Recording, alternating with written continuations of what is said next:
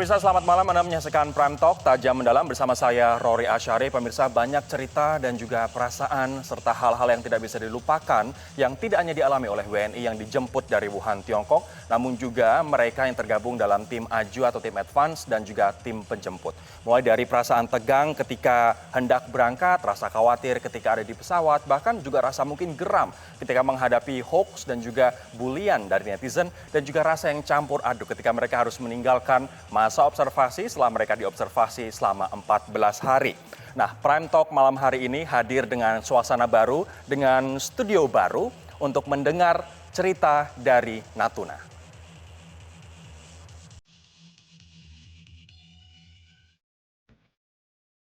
Negara lain boleh protes, biarin saja.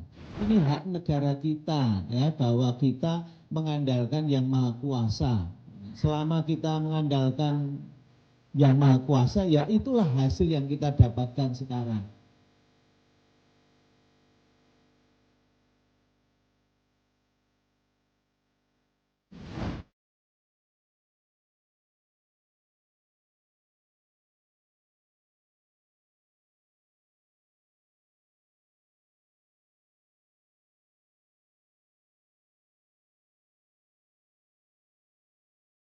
Saya ingin mengajak Anda terlebih dahulu pemirsa untuk mengingat seperti apa proses penjemputan dan juga proses kemudian membawa 238 WNI ini untuk kembali ke Indonesia.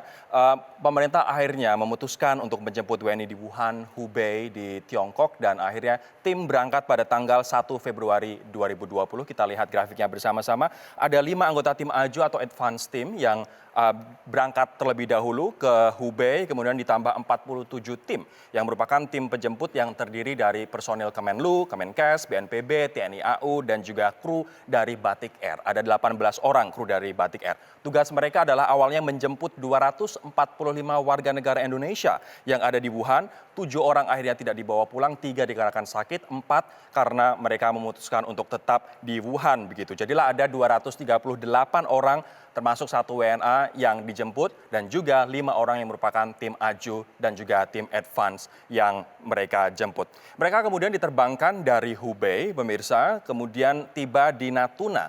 Dan untuk mengetahui tekanan seperti apa saja yang mereka hadapi, karena ini tidak hanya soal banyak pertanyaan apa itu novel corona, seperti apa kondisi saya selepas dari epicenter virus novel corona ini, namun juga mereka harus menghadapi begitu banyak hoax dan juga begitu banyak bullying yang terjadi di sosial media. Nah, salah satu hal yang kemudian mengklarifikasi soal hoax, soal bullying itu adalah seorang dokter yang bernama Dr. Budi yang setiap hari memberikan update kepada kita awak media terkait dengan kondisi suasana observasi di sana. Kita lihat terlebih dahulu seperti apa yang dilakukan oleh Dr. Budi sehari-hari selama di masa observasi.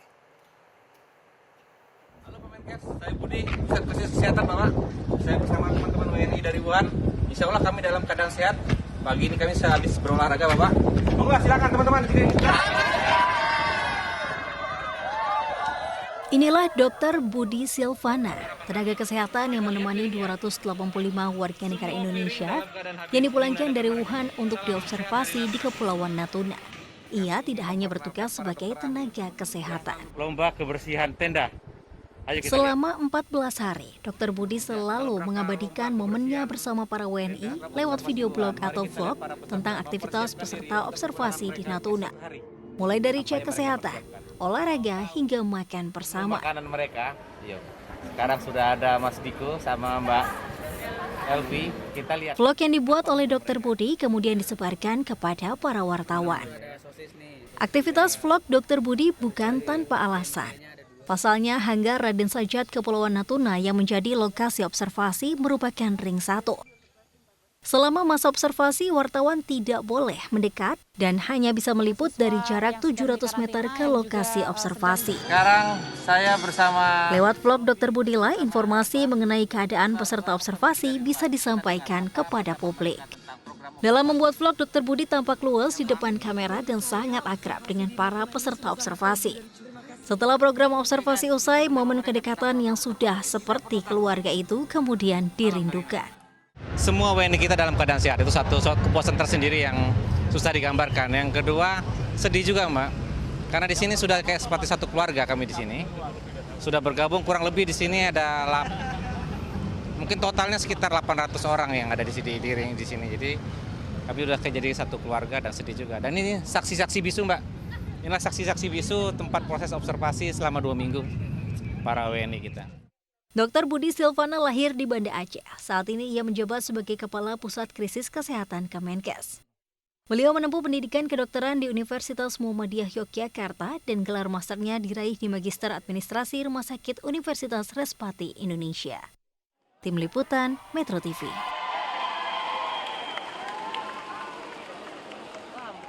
Salah satu alasan kenapa kita bisa tahu perkembangan dari hari ke hari masa-masa observasi di Natuna adalah berkat Dr. Budi Silvana, Kepala Pusat Krisis Kementerian Kesehatan yang saat ini telah hadir di studio baru dari Prime Talk Metro TV. Dr. Budi, selamat malam. Selamat malam. Selamat datang kembali dan juga terima kasih telah hadir di Prime Talk, Dokter. Sama-sama. Saya juga ingin menyapa ada salah satu mahasiswa, pemirsa, yang baru saja juga kembali dari Wuhan, Tiongkok, yang akhirnya kembali ke rumah orang tuanya di Surabaya. Ada Brandy Juan Ferrero dan juga ayahnya Pak Subandi yang bergabung bersama kami dari Surabaya. Juan, selamat malam. Pak Subandi, selamat malam. Selamat malam, Mas Rodi. Selamat malam. Juan, saya ingin mengucapkan selamat kembali pulang ke Surabaya, akhirnya. Terima kasih. Sebelum saya ngobrol dengan Anda berdua, saya ingin ke Dr. Budi terlebih dahulu. Dokter, bagaimana sebenarnya awalnya? Ini semua tahu bahwa tugas yang sangat mendadak banget. Bahkan banyak yang mengatakan bahwa tugas itu baru datang H-1. Ya. Awal mula ketika Anda ditunjuk untuk menjadi salah satu bagian dari tim penjemput, seperti apa ceritanya, Dok? Jadi kurang lebih itu jam 2 siang. Jam 2 siang itu saya terima perintah dari Menteri Kesehatan untuk berangkat ke Wuhan melakukan evakuasi dan observasi. Tapi di lain sisi esok harinya saya harus berangkat, langsung berangkat. Banyak persiapan yang belum dilakukan gitu, yang belum dilakukan, yang harus dilakukan. Ya. Sehingga semenjak terima perintah, ya saya belum sempat pulang gitu. Sampai tengah malam saya berkoordinasi dengan semua unit terkait, termasuk dengan BNPB. Pak Doni, makasih banyak Pak Doni, Kepala BNPB. Karena banyak logistik yang harus dipersiapkan, Pak. Jadi kita pergi tidak membawa badan saja, tetapi logistik untuk evakuasi dan observasi sekalian kita bawa. Itu mendadak sekali, jam 2 baru mendapatkan perintah dari Menteri Kesehatan. Apa yang ada di benak Anda ketika, kenapa saya? Pertama karena sesuai dengan tupoksi saya di Kementerian Kesehatan, di Pusat Krisis Kesehatan. Tapi yang jelas kaget, pasti kaget. Ada rasa takut nggak, dokter? Sebagai manusia, saya akui memang awalnya ada rasa takut. Karena kita menghadapi sesuatu yang kita sendiri juga belum tahu, WHO juga sendiri belum bisa mengidentifikasi secara pasti. Betul, tapi sepanjang kami juga sudah punya protap sebelumnya, skenario yang disusun, sehingga itu sepanjang protap dijalankan, insya Allah aman. Apa kira-kira yang paling berat ketika proses penjemputan itu dilakukan, Dok? Paling berat? Ketika mulai berangkat, kemudian tiba di Wuhan, mendarat di Wuhan, kemudian melakukan penjemputan mereka naik pesawat, boarding, kemudian pulang sampai ke Batam, kemudian diterbangkan ke Natuna. Apa yang dokter rasakan paling berat? Paling berat ini, Pak. Saya harus bisa meyakinkan semua kru yang ada di pesawat dan juga yang terutama kru yang di bawah pesawat ini, kan situ Kemenkes tidak sendiri, Pak. Kemenkes itu ada TNI di situ, ada kru batik BNPB. di situ, ada Kemenlu di dalam pesawat itu. Saya harus meyakinkan bahwa semua awak yang ada dalam pesawat mengikuti SOP yang sudah kami susun. Nah, ini demi keamanan bersama, sehingga kita sehari sebelum berangkat kita di briefing di Hotel Swiss Bell di Soekarno-Hatta. Dari situ kita memberikan briefing kepada semua awak yang akan berangkat. Di situ yang di situ paling berat kita harus yakinkan bahwa SOP harap dituruti. Salah satunya apa SOP-nya? Menggunakan APD. Baju yang kayak baju minion. Minion itu, istilah minion itu. Ya. Selama perjalanan ketika sudah menjemput para WNI tidak boleh dilepas, tidak Betul. boleh. Demi keamanan bersama. Demi keamanan bersama. Saya akan sekarang ke Juan. Juan, ini begitu menginjakan kaki di rumah hari Sabtu kemarin, Juan, apa yang dilakukan Juan? Ya, saya seperti biasa bertemu dengan keluarga saya terlebih dahulu, kemudian mengemas, mengeluarkan barang-barang saya yang dari tas, Itu lalu ya mungkin kan saya terlalu capek karena habis terbang ya lumayan lama lah. Jadi saya langsung istirahat. Karena saya sampai rumah sendiri jam 2 malam. Sampai di rumah jam 2 malam. Ketika sampai di Iya. sana Anda langsung istirahat atau cerita dulu, berkeluh kesah terlebih dahulu kepada ayah dan ibu?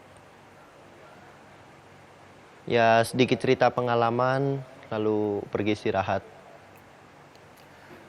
Anda, atau saya nyebutnya kamu aja deh, kamu kayaknya yang paling santai di antara keluarga Pak Subandi, kamu santai banget di Wuhan, sementara tahu nggak ayah kamu itu ketika saya wawancarai, khawatirnya minta ampun, bahkan beberapa kali sampai menitikkan air mata gitu karena saking khawatirnya. Sementara kamu santai-santai aja di Wuhan. Kenapa bisa santai banget sih di Wuhan? Ya saya santai di Wuhan itu karena ada banyak dukungan dari teman-teman Indonesia yang sesama ada di Wuhan juga. Mereka itu saling membangun agar psikologis kita semua warga Indonesia yang berada di Provinsi Hubei, khususnya di kota Wuhan pusat virus corona itu agar tidak menjadi down gitu. Juan, ketika akhirnya tim mendarat di Wuhan dan kamu dan 237 orang lainnya dijemput, apa perasaan kamu? Ya saya merasakan senang gitu karena bisa kembali ke tanah air, merasa nyaman lah. Baik, saya akan beralih ke ayah sekarang Pak Subandi. Ini Anda berkali-kali mengatakan Anda tidak bisa mengeluarkan dalam bentuk kata-kata betapa leganya Anda Pak, akhirnya Juan bisa kembali ke rumah. Sudah berapa lama sebenarnya nggak bertemu dengan Juan sebelum akhirnya bertemu Sabtu kemarin? Sebetulnya 2 minggu, sekitar akhir November itu saya ke Wuhan ya, kebetulan ada pekerjaan di sana. Nah, jadi sejak November sampai bulan ini ya sekitar 2 bulanan ya, 2 atau 3 bulan jalan begitu. Pas Juan pulang Pak Subandi, apa yang Anda persiapkan di rumah? Saya tidak ada persiapan khusus begitu karena kehadiran kepulangan Juan ini sudah lebih dari segalanya begitu, karena memang ini yang kami tunggu begitu. Sampai saya atau kami lupa untuk menyiapkan apa yang harus kami siapkan begitu, saking senangnya begitu. Sehingga setelah anak saya datang baru kami sadar gitu. Makanya kemarin langsung kami melakukan sesuatu untuk menyenangkan anak saya bersama keluarga. Baik, nanti kita akan putarkan Pak video detik-detik Anda bertemu kembali dengan Juan di Surabaya, dan saya juga akan tanyakan seperti apa tetangga serta keluarga besar menyikapi kepulangan Juan. Saya juga nanti ingin tanyakan juga kepada Dr. Budi, apa alasan Dr. Budi kemudian sampai mengupdate kami yang ada di selain di Natuna begitu, apa yang terjadi di sana. Seperti apa kemudian hoax, bahkan bullying di sosial media mempengaruhi mental dan juga semangat dari teman-teman ketika menjalani observasi. Kami akan kembali pemirsa usai jeda, tetaplah bersama kami di Prime Talk.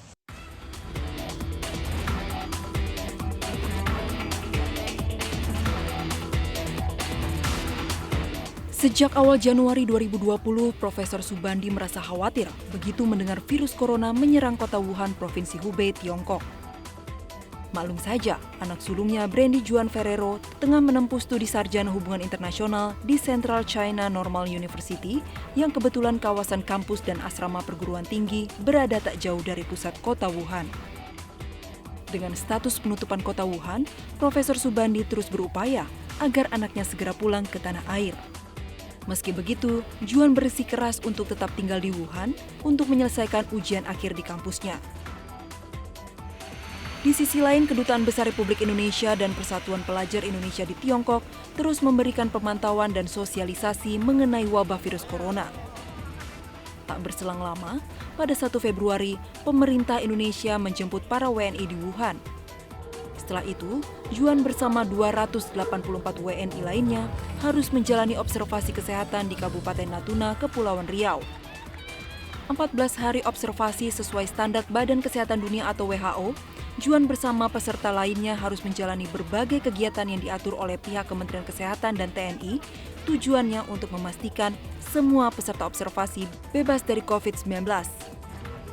Tak hanya pemeriksaan kesehatan, para peserta juga menjalani aktivitas yang menyenangkan, mulai dari berolahraga, bersantai, serta beribadah. Kita setiap pagi dan sore rutin melakukan senam, lalu kita sehari mendapatkan makanan yang pastinya sangat enak. Lalu kita untuk jadwal kegiatan sendiri semua terkontrol dengan baik dan fasilitas dipenuhi dengan baik juga. Usai dinyatakan sehat, para peserta observasi pun dipulangkan ke Jakarta sebagai lokasi transit untuk kemudian dijemput perwakilan daerah masing-masing. Juan pun kemudian melanjutkan penerbangan ke Surabaya, Jawa Timur untuk bertemu keluarga. Subandi pun nantinya tetap mengizinkan Juan untuk meneruskan pendidikan di Wuhan jika pemerintah Tiongkok menyatakan kasus virus corona telah berakhir. Tim Liputan Metro TV. Juan, saya ingin tanya kembali ke kamu. Ketika kamu akhirnya mendarat di Jakarta dan juga terbang ke Surabaya, apa sih yang paling kamu inginkan untuk lakukan pertama kali ketika ada di dalam pesawat? Nanti ketika saya sudah sampai rumah, saya pengen ini nih. Ya, yang saya ingin pertama itu kan lapar kan. Waktu itu kondisi perut lagi lapar jadi pengen makan bakso gitu. Makan bakso ke Surabaya ya? Soalnya waktu di Natuna sendiri tuh ada sih bakso, cuma kan ya itu berebut sama yang lain-lain gitu. Oh. Jadi kadang cuma dapat 1, 2 gitu. Oke, Juan, saya kemudian bisa ngebayangin nih kamu di sana. Selain teman-teman juga bertanya-tanya apakah seperti apa sih kondisi saya, kemudian seperti apa sih secara detail virus novel corona ini atau COVID-19 ini. Tidak hanya itu, tapi kamu dan juga teman-teman harus menghadapi yang namanya hoax. Even menghadapi yang namanya bullying dari sosial media. Bisa nggak ceritakan bentuk-bentuk seperti apa ini bullying? Ini untuk pelajaran kita semua bahwa kita harus sama-sama memberikan dukungan moral dan jaga begitu apa yang kita utarakan melalui jari kita. Bisa ceritakan tidak bentuk-bentuk bullying yang diterima? Ya, kalau untuk bentuk bullying sendiri banyak, terutama di via YouTube. Kan ada teman saya tuh ngupload kayak video gitu di YouTube. Itu ada beragam komentar yang menunjukkan rasa benci atau gimana gitu. Jadi komentarnya itu negatif. Tapi kita udahlah, biarin aja. Ngapain juga direspon gitu.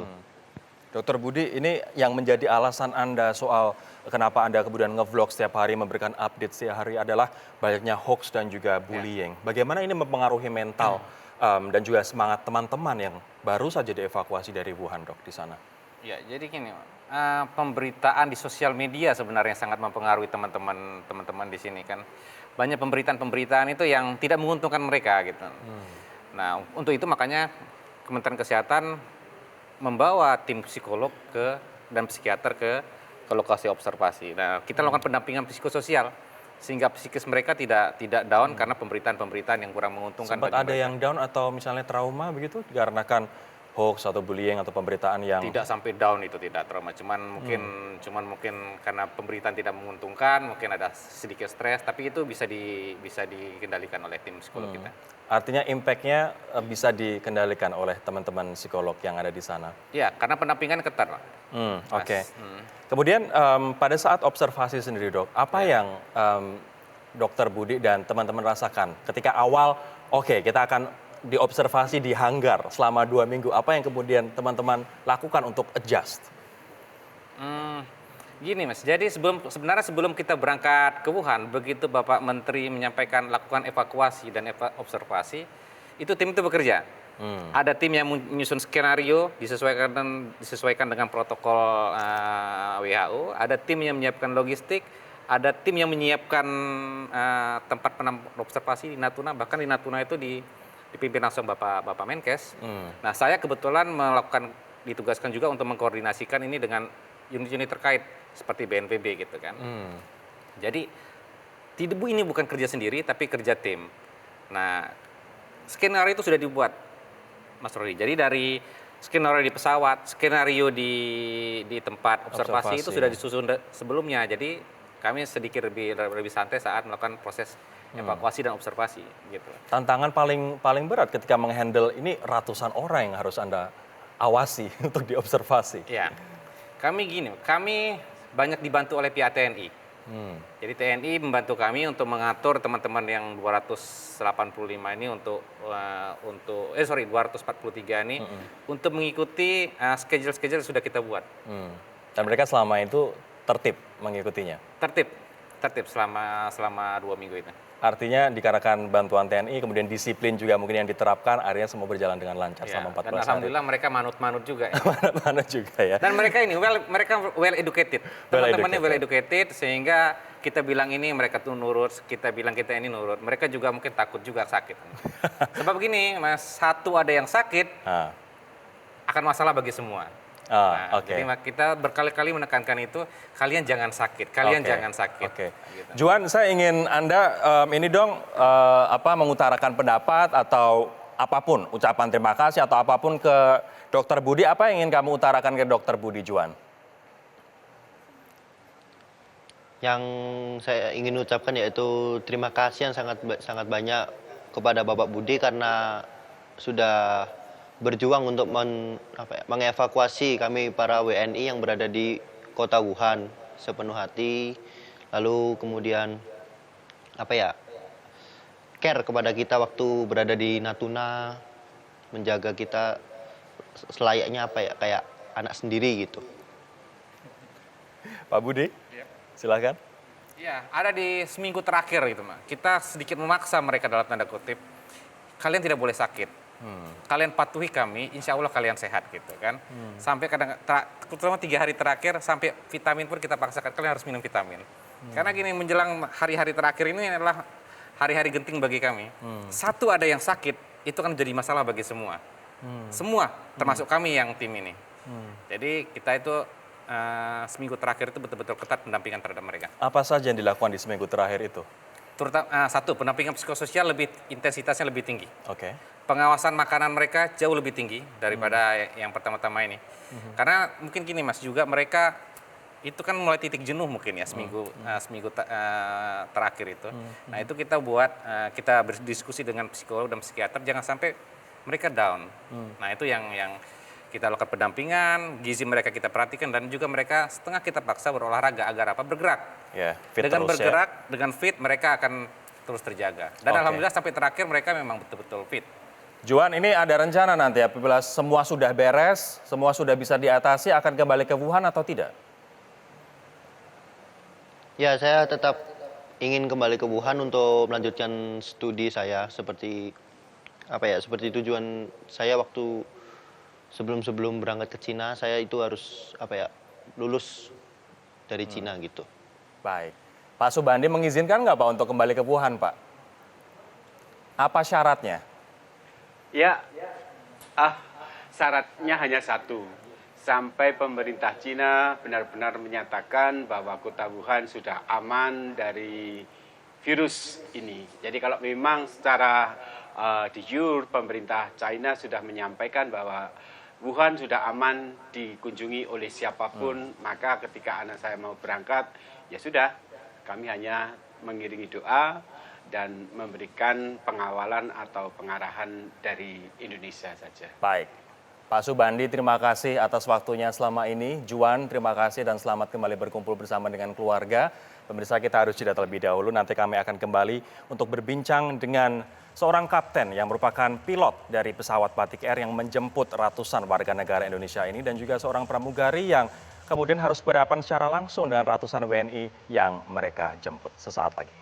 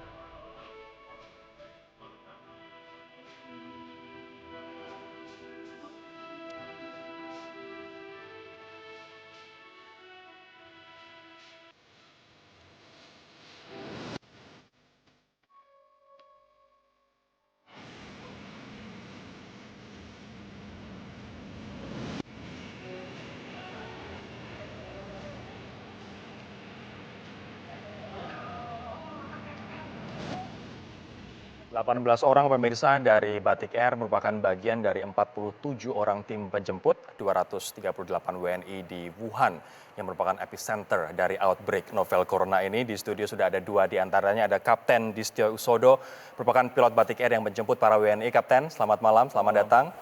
Ada juga Mbak Indah Nur Fitri Jufri, pramugari Batik Air yang juga menjemput teman-teman WNI dari Wuhan. Apa kabar Mbak Indah? Baik, Saya akan ke Kapten Distyo terlebih dahulu. Ketika Anda ditugasi Kapten, apa yang ada di pikiran Anda saat itu? Ya, sebagai manusia pasti takut ya, Takut Anda rasakan? khawatir juga ya. Terus terang aja. Karena kita belum tahu ya, virus ini belum ada obatnya kan. Gitu. Tapi sekali lagi bahwa ini adalah tugas yang mulia. Assignment dari perusahaan ataupun tugas negara adalah tugas yang harus dikerjakan oleh saya sebagai pegawai ataupun sebagai warga negara. Anda dikasih taunya kapan itu? Em, Berangkat tang- tanggal 1, Tanggal 30. tanggal 30. Ya, 30 Januari. Berarti H-2. H-2. Masih ada waktu untuk nafas, nggak kayak Pak Budi yang H-1 beberapa Iya, jam iya, sebelumnya. masih ada. Kalau Mbak Indah sendiri, sempat bertanya tidak, kok saya sih yang disuruh, yang dipilih? Iya sih sempat ada pikiran seperti itu pastinya. Pertama kali saya ditunjuk itu dikabarinya via telepon aja ya Mas. Karena pada saat itu saya lagi terbang ke Medan, terus balik lagi ke Jakarta. Sewaktu landing di Jakarta saya dikabarin sama atasan saya, "Oh, Indah kamu bersedia nggak terbang ke Wuhan?" Langsung kaget sama takut ya wajar lah ya Mas. Iya, Bagaimana- wajar sekali, iya. wajar sekali. Iya, tapi balik lagi ya kita sebagai awak kabin sudah dilatih untuk menerima situasi apapun, misi apapun dari perusahaan. Apalagi saya pikir lagi ini adalah suatu misi yang mulia, membantu saudara-saudara kita untuk balik bertemu dengan keluarga kembali di Indonesia. Kapten, ketika kemudian menerbangkan pesawat Batik Air itu, bisa diceritakan tidak apa yang Anda kemudian rasakan atau apa yang Anda lihat sebelum mendarat di Tianhe Airport? Ya, pada saat kita melakukan approach dan landing, lampu nyala semua di kota. Karena kita melewati central downtown di Wuhan. Lampu banyak menyala, tapi tidak ada sama sekali mobil yang bergerak. Tidak ada sama sekali. Sunyi, sepi, tidak ada pergerakan. Pada saat kita landing pun, tidak ada sama sekali traffic yang lain, cuman kita aja. Cuman Batik Air aja. saat itu. Ibaratnya kayak apa itu? Ya, ini di luar, saya sering ke Cina. Yang ini benar-benar extraordinary, nggak ada sama sekali. Jadi cuman kita sendiri. Ada satu pesawat di belakang kita, Air India. Kira-kira separasi sekitar 10 menit dari kita. Cuman itu aja 2. Sisanya kita sendiri sampai kita parkir pun situasi sepi, ya mencekam ya. Baru pertama kali Anda iya, lihat begitu. itu saya, aduh ini benar-benar kota kayak bandaranya juga nggak ada orang sama sekali, kota-kota mati gitu ya. Kayak kota mati. Iya, Dokter Budi benar. harus nunggu berapa lama ketika mendarat sampai akhirnya boarding 238 teman-teman? Kalau dihitung-hitung, kami kurang lebih touchdown bandara di Wuhan itu sekitar jam 7-an ya Kapten Ya, ya. 7.35. 7.35. Pagi? Malam. Oh, malam. Waktu Cina ya. Atau Cina? Kemudian kami dapat kabar dari Kapten juga boleh terbang lagi jam 3 kalau tidak salah saya. Iya. 3 pagi? Jam Iya, 3 pagi. jam 3 Wow. pagi. Sehingga jadi jam terus ya? 1 kami baru mulai proses boarding ya Kapten ya. Iya. Satu Jadi kita. dan jam 7 malam sampai jam Jam 1. 1 pagi dini hari itu pintu tetap close, engine off, tapi ya, Iya. Kapten ya, engine, Engine off, tapi APU supply off. dari Yes, dari listrik ground dari power, bawah. dari ground power. Ya. Kapan kemudian teman-teman harus mengenakan, kalau Dokter Budi tadi mengatakan yang namanya APD itu kayak baju minion? Mbak Indah? Setengah jam sebelum pintu dibuka. Setengah jam Sebelum pintu pintu dibuka. Artinya setelah menunggu misal 5, kemudian 5,5 jam baru kemudian bisa Iya, baru bisa. menggunakan itu. Ketika penumpang pertama masuk di dalam kabin pesawat, apa yang ada di dalam pikiran Anda? Takut. Takut? Iya takut, wajar takut. Tapi ya kita langsung keingat kembali kata dari Bapak Budi juga bilang, ini yang kita bawa orang sehat kok, nggak sakit sama sekali. Jadi dia bilang, oh iya kita sama-sama sehat di sini, jadi saling menguatkan Saling gitu. menguatkan. Iya. Itu membuat Anda tenang. Yang membuat kita tenang. Bisa diceritakan tidak, berapa lama kalian harus menggunakan baju APD itu, Kapten? Bahkan kabarnya Anda sama-sama ibaratnya dalam tanda kutip berpuasa gitu, nggak makan, nggak minum. Begitu pakai baju APD sampai akhirnya ke Batam terus lanjut ke Natuna. Apa betul itu? Iya, kira-kira 10 jam ya, Budi ya. Total 10 jam kita menggunakan APD sampai landing di Natuna. Artinya Anda memberangkatkan pesawat, kemudian ke Batam, ke Natuna, nahan lapar nggak? Jadi pada saat sebelum pintu terbuka, kita mulai boarding, kita sudah makan dulu. Oke. Kan di situ jam pagi ya, kadang-kadang juga kita sudah, body clock kita kan sudah tidak menerima makanan sih saat itu ya. Cuman kita, jadi sebelum boarding, kita mengisi makanan dan minuman dulu lah. Ya untuk preparation pada saat penumpang sudah boarding, udah kita puasa. Sampai Natuna. Itu kemudian menghadapi rasa takut, rasa khawatir, kemudian berpuasa, Mbak Indah. Gimana rasanya tuh? Ya campur aduk sih Mas, campur aduk itu. Dan tapi gimana ya?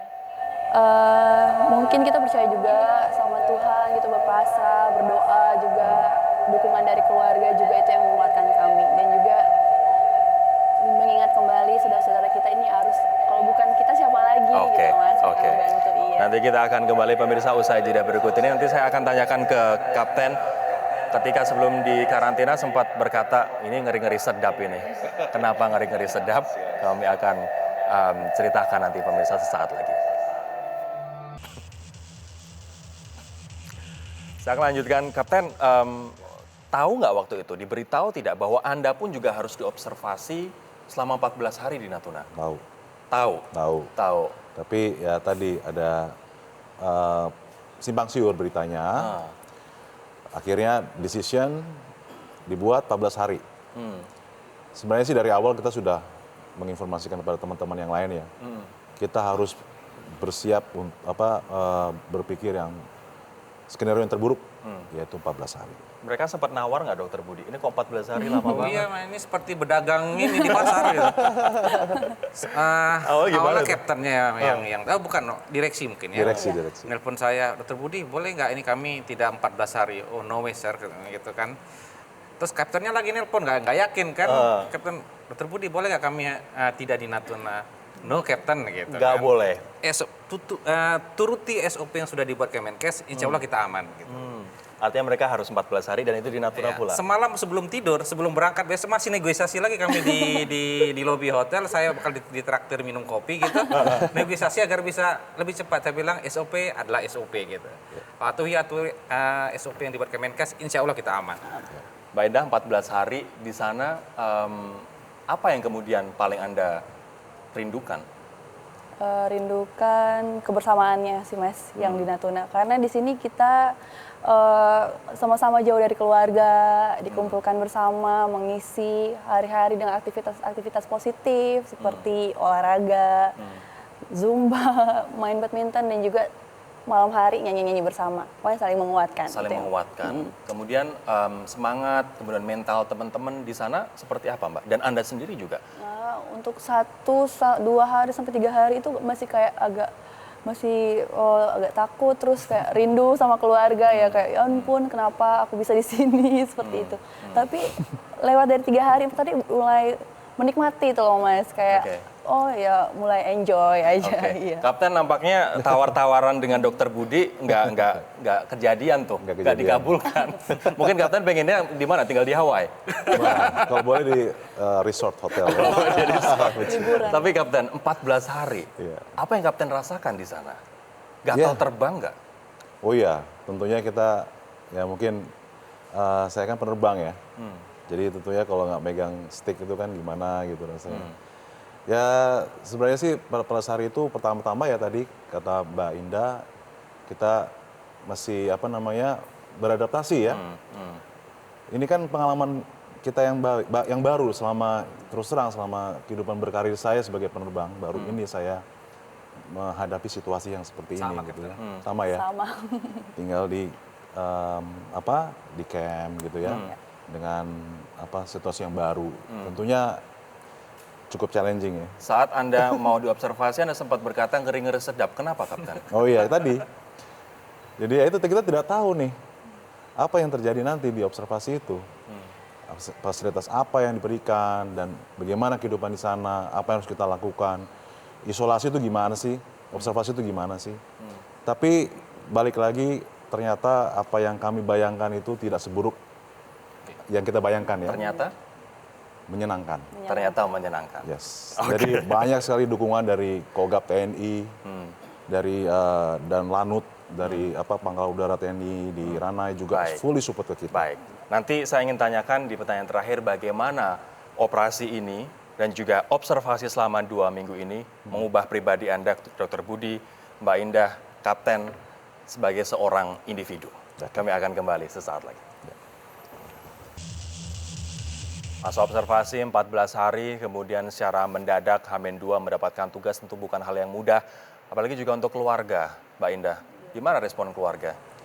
Respon keluarga pertama kali itu saya kabarinnya via telepon ya Mas. Itu yang saya telepon itu pertama kali mama. Bilang, Ma, saya dapat tugas ke ini. Mama kaget. Iya, mama kaget bilang, yang bener nih, beneran serius apa bercanda nih gitu. Kaget terus kayak bilang, Kak emang nggak bisa diganti orangnya, kayak masih takut gitu. Tapi saya coba yakinin bahwa yang kita bawa ini orang sehat kok Ma, maksudnya mau pulang juga bertemu keluarga. Akhirnya ya udah Ma, mohon berdoa aja gitu. Ya udah Bismillah Kak. Akhirnya berangkat. Berangkat. Kapten sendiri gimana, Kapten? Ya, pertama ya tadi keluarga takut, khawatir ya, dan mungkin agak ngambek. Ngambek kenapa?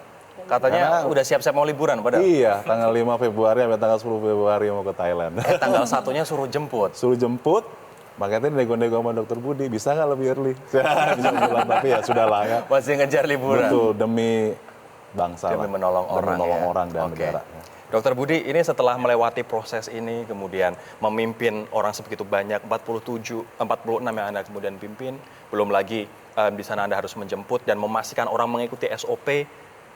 Dari semua pengalaman ini, seberapa jauh ini mengubah Anda sebagai seorang individu, Dok? Yang paling saya rasakan ini, Pak. Jadi begitu ini ditempel semua pakai itu ya. Bendera merah putih. Bendera merah putih begitu ini ditempel karena tebakan rasa nasionalisme itu pertama, itu yang mungkin saya yakin semua teman-teman di sini juga seperti itu. Yang kedua kedisiplinan, Mak. Kedisiplinan saya yakin semua juga akan terbentuk rasa kedisiplin itu. Mulai dari cuci tangan. Jadi sekarang makan parno benar kalau nggak cuci tangan betul-betul bersih. Iya. Nah itu memang terbentuk sendiri dengan pengalaman ini. Itu kedisiplinan itu memang saya ngerasain paling nggak 2 hari saya kembali di Jakarta, itu yang saya rasain. Tapi nggak tahu besok-besok. Mudah-mudahan tetap disiplin. Ini bahkan Anda yang kepala tim krisis di Kementerian Kesehatan aja ini baru pertama kali Anda mengalami seperti ini ya? Mengangkut, mengevakuasi dari tempat epicenternya outbreak ini baru pertama kali. Biasanya kami di bencana alam, di terorisme. Tapi kalau yang sampai kepada outbreak, masuk kita epicenter outbreak, ya ini pertama. Mbak Indah, ini membentuk Anda menjadi pribadi seperti apa? Menjadi lebih berani Mas, berani mengambil keputusan apapun. Ya, dan juga sama seperti Dokter Budi ucapkan tadi, lebih disiplin, kayak apa-apa dikit-dikit cuci tangan gitu, ya lebih sehat lah. Dan di sana juga kan kita selagi di karantina, tiap hari olahraga kan Mas ya, pagi sampai sore olahraga terus, jadi kayak maksudnya berasa lebih ya membentuk pribadi yang lebih bagus gitu loh. Pribadi Ya, lebih baik. ya, Artinya lebih, ada hikmah ada hikmah besar di balik Iya, itu ya. Lebih sering olahraga. Kapten Distio, bagaimana ini membentuk pribadi Anda hari ini, Kapten? Ternyata saya memberikan suatu kebaikan dan menolong orang itu asik. Oke. Ya.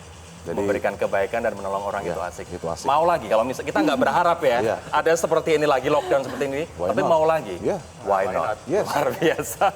karena itu adalah memang jadi menurut saya kebaikan itu harus di-share. Oke. Diberikan pada siapapun juga, terutama buat anak bangsa. Baik, teman-teman terima kasih sekali waktunya Dr. Budi, Kapten terima kasih, Mbak Indah terima kasih. Semoga ini juga memberikan inspirasi bagi banyak orang untuk kita selalu berjuang untuk orang lain dan juga untuk bangsa dan juga negara.